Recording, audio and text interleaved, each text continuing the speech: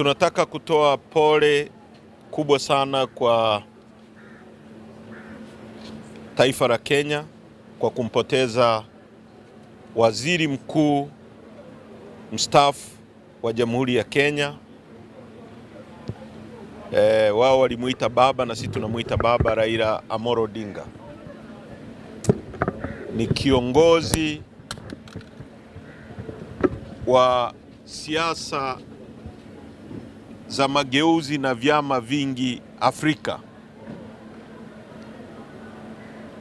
Ni mtu ambaye alikuwa na consistency kubwa sana katika kupigania mageuzi ya kidemokrasia na siasa za vyama vingi kwenye nchi yake ya Kenya, na athari za mapambano yake zimefikia mpaka kwenye mataifa mengine ikiwemo Tanzania. Wote tunajua baada ya sisi kuchaguliwa tulikutana naye Kenya, Nairobi, mimi na mwenyekiti wetu Mheshimiwa Lissu pamoja na mjumbe wa kamati kuu Lema tulimtembelea na tulifanya mazungumzo naye. Katika hatua za baadaye tutazungumza. Kwa hiyo tunatoa pole kubwa kwa chama chake cha ODM, tunatoa pole kubwa kwa nchi ya Kenya na kwetu sote wa Afrika, kwa sababu tumepoteza mtu muhimu. Kwa umri wake wa uzee ule wa miaka 80, ni mtu ambaye ni wazee ambao hata akija kwenye kusuluhisha jambo watu wote mnamsikiliza. Kwa hiyo apumzike kwa amani. Tunatoa pole kwa familia yake, tumeguswa sana, na sisi kama chama tutatoa taarifa rasmi ya kimaandishi na tutahudhuria msiba wake kumwaga Raila Amolo Odinga. Kwa hiyo hilo ni la kwanza. La pili, nataka niseme mambo mawili. Spidi ina maana kama haujakosea njia. Spidi haina maana yoyote kama umekosea njia. Unaenda Sinza, nia yako ya kwenda Sinza, alafu gari imeelekea Gongo la Mboto na wewe unaongeza mwendo, unakuwa unajipoteza zaidi. Spidi ina maana kama uko kwenye njia sahihi. Serikali yetu chini ya Rais Samia inakosea. Kuendelea kuaccelerate, kuongeza mwendo ni kupotea zaidi. Kwa hiyo mtu mwenye akili unarudi unasoma ramani, unaelewa hapa nimepotea njia, ngoje nianze upya. Kwa hiyo unapo accelerate wakati umekosea unapotea zaidi. Watu wanatekwa, serikali iko kimya,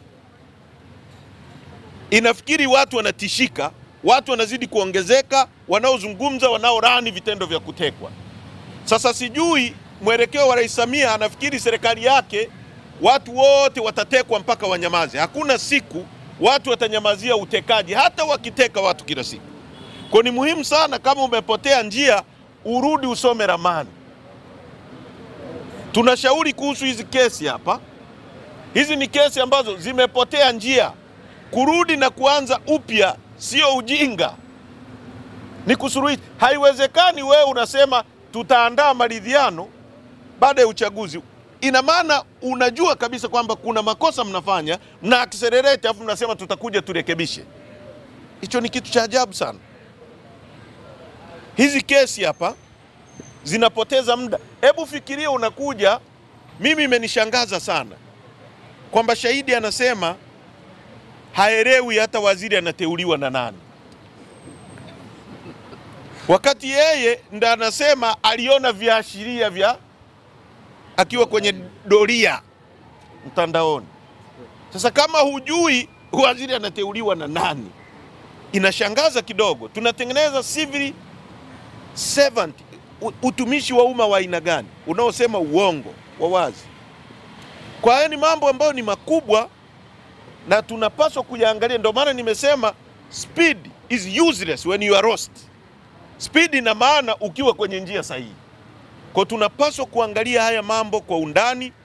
Sisi kama chama tuko imara, na mnajua hapa tunapishana. Leo tulikuwa na kesi nyingine ya contempt huko. Sasa wanatamani sisi wote tuwe ndani. Lissu awe ndani, Heche awe ndani, Mnyika awe ndani, hata wanaosema neno Chadema tu wote wewe ndani. Wana gereza la kutosha kuweka wanachadema milioni 8 wote? Wanalo hilo gereza? Wana gereza la kutosha kuwaweka Watanzania wote? Kwa sababu vita ya kutafuta tume huru ya uchaguzi sasa sio vita ya Chadema, imeisha kuwa vita ya Watanzania wote. Ndio maana hata tukinyamaza hii vita inafanya nini? Inaendelea. Uongo kweli? Kweli. Mapambano haya sasa sio ya Chadema tu, ni mapambano ya Watanzania wote. Wana uwezo wa kuwaweka Watanzania wote ndani? Wana hilo gereza? Wana uwezo wa kuua Watanzania wote? Wana uwezo wa kuteka Watanzania wote?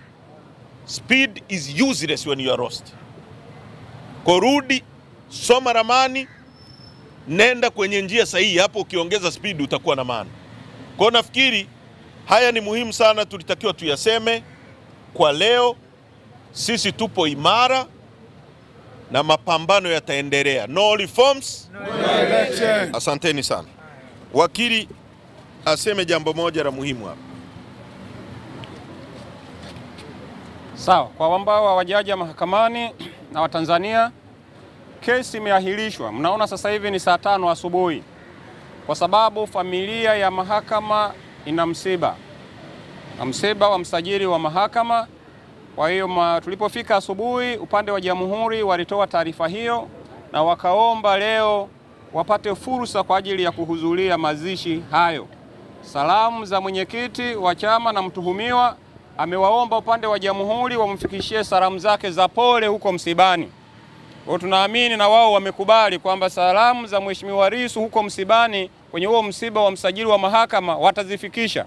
Kwa hiyo mahakama ikaona ni busara sasa iahirishe shauri hili leo hadi kesho ili kutoa fursa kwa wenzetu wa upande wa Jamhuri waweze kuhudhuria msiba huo kwenda kumstiri mwenzetu aliyetangulia mbele za haki. Kwa hiyo tutaendelea kesho, na sababu ya kuahirisha asubuhi hii ni hiyo. Tunaomba Watanzania wafahamu jambo hilo. Asanteni sana. Kuna jambo moja la muhimu nilitaka kusahau, niliseme. La muhimu sana. Mmemsikiliza mwenyekiti alipokuwa anaanza mwanzo asubuhi alichosema. Na nimekuwa nikikisema mara zote.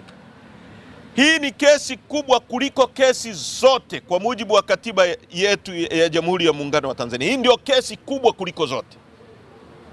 Inabeba adhabu ya kifo. Leo ni mara ya 3 kwa wageni wa mwenyekiti wanaokuja kwenye hii kesi.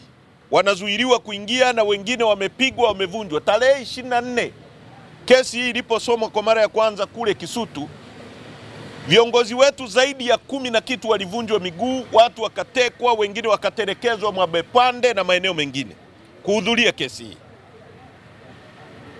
Walipokuja jaji mkuu mstaafu wa Kenya Willy Mutunga na Maraga na jaji Maraga kwenye kesi hii, kwa sababu hii ni kesi inayovuta hisia za kidunia nzima na hisia za Afrika nzima na hisia za nchi nzima, kwa sababu mwenyekiti anaongoza chama kikubwa cha upinzani nchi hii.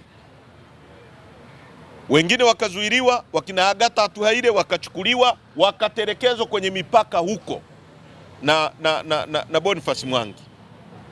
Na juzi wageni wa mwenyekiti wamekuja, wengine wamezuiliwa kuhudhuria kesi hii. Sasa leo mwenyekiti ameielezea vizuri. Na mimi nimekuwa nikisema. Amesema mwaka 58 kesi ya Mwalimu Nyerere iliposikilizwa pale, Watanganyika hawakuzuiliwa kwenda kusikiliza kesi ya kiongozi wao. Mwaka 61 wakati wa kina Mandela wanashtakiwa Rivonia trial, wa Afrika Kusini hawakuzuiliwa kwenda kusikiliza kesi ya kiongozi wao. Na hata Jomo Kenyatta aliposhtakiwa kule Kapenguria, wa Kenya hawakuzuiliwa kusikiliza kesi ya kiongozi wao. Ina maana makaburu wazungu walikuwa wanawatendea watu weusi vizuri kuliko viongozi wetu wa Kiafrika wanavyotutendea sasa. Leo mwenyekiti wetu anashtakiwa kwa kesi kubwa kuliko zote. Wanazuiliwa watu kuja kusikiliza kesi ya mwenyekiti. Kuna nini ambacho kinafichwa?